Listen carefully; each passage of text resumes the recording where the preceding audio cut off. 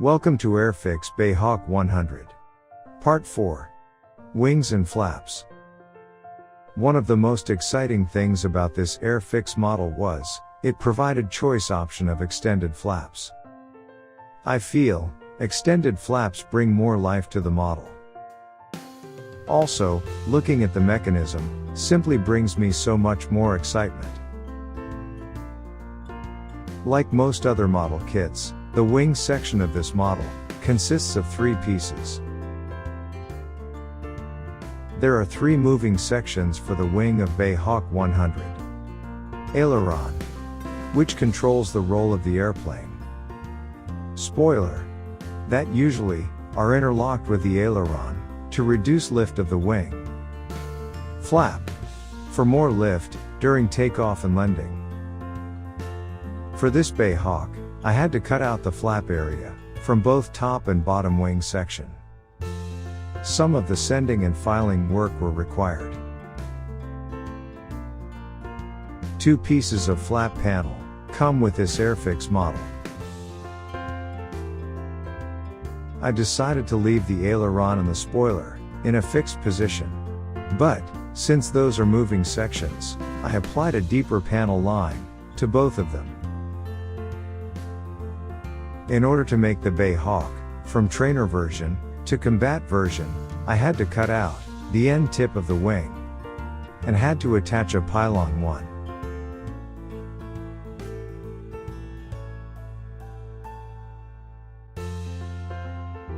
The reference image shows how flaps are attached to a wing and how the mechanism works.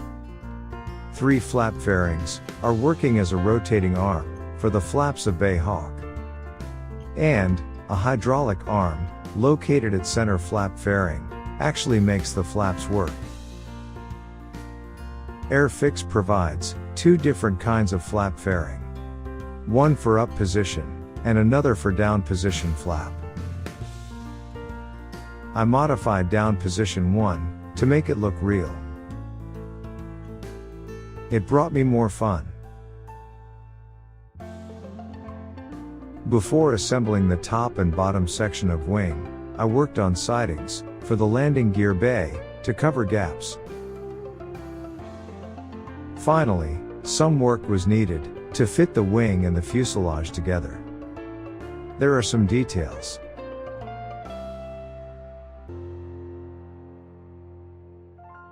Okay, let's have some fun.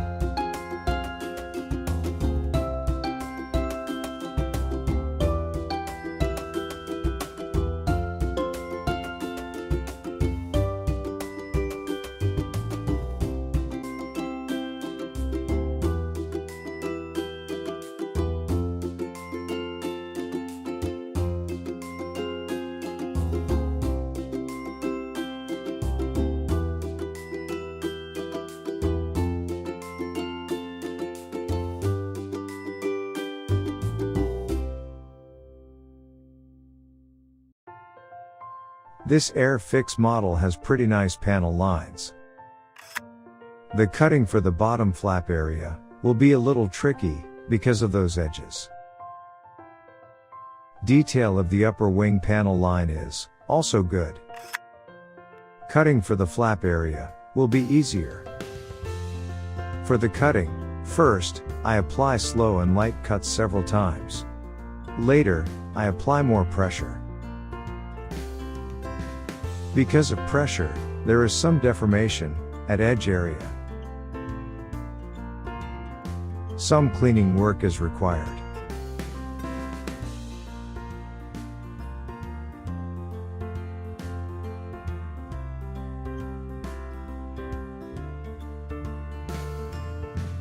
For the bottom part, more time and care are needed for complicated shape.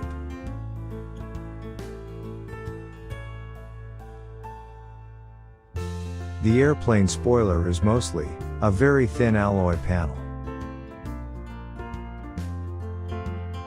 In this model, after the flap area was cutted out, the edge of the spoiler is very thick.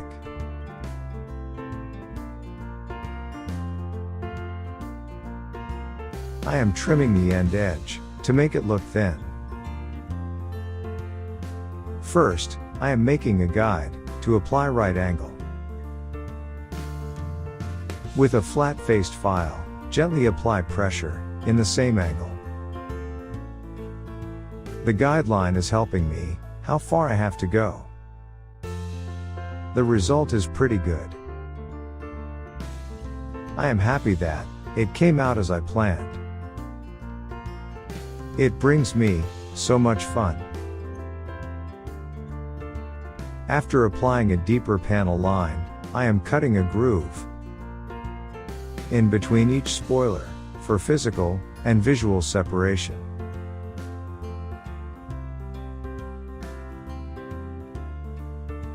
With earlier inspection, I saw that the fitting of the upper and lower left wing is nice and precise.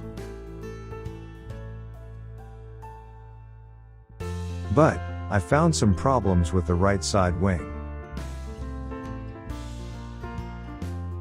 Lower part of the right side wing is banded.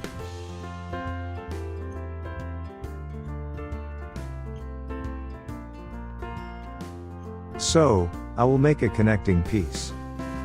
And, we'll glue the lower wing to the upper wing to make it straight.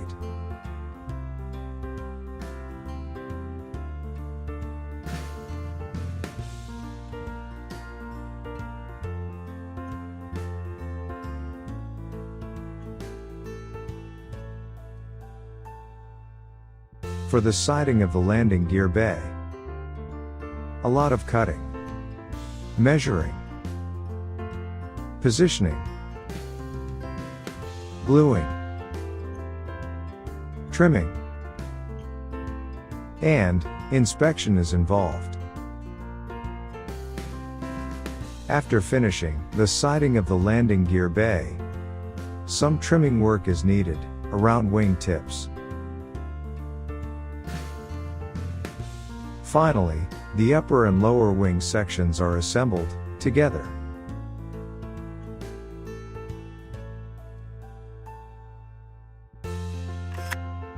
AirFix kindly provided the flap panel with 3 grooves to fit to flap fairings. But, with a close inspection, I see that those grooves are off-positioned, marking the new position. Filling those original grooves.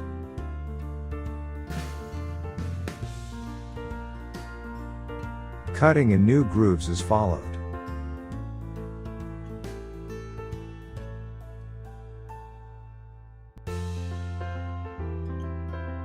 With earlier panel lining, I made some mistakes.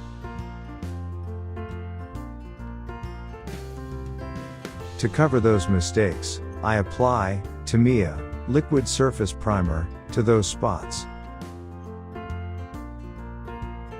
Because of its density, this primer is still good for small gaps to cover.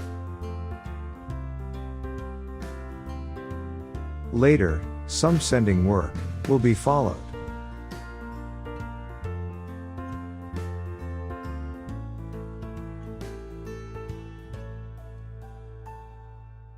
In the inspection, for assembly with wing and fuselage, some gaps are shown. Also, some trimming seems to be needed. I am using a thin plastic plate to fill the gap. Also, some sanding and trimming is required. After some focused work, it fits much better.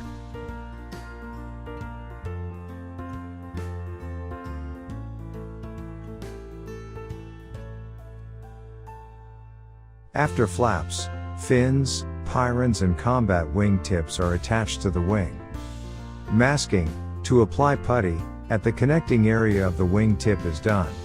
This masking limits the area where putty is applied, for nice and neat work. And a lot for sending.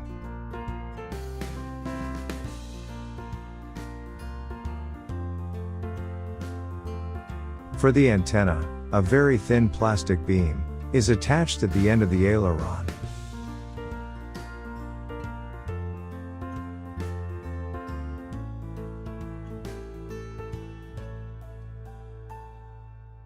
Finally, primer have been applied throughout the wing area.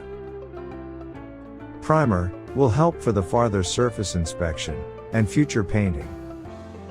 Wing area is ready for the next step.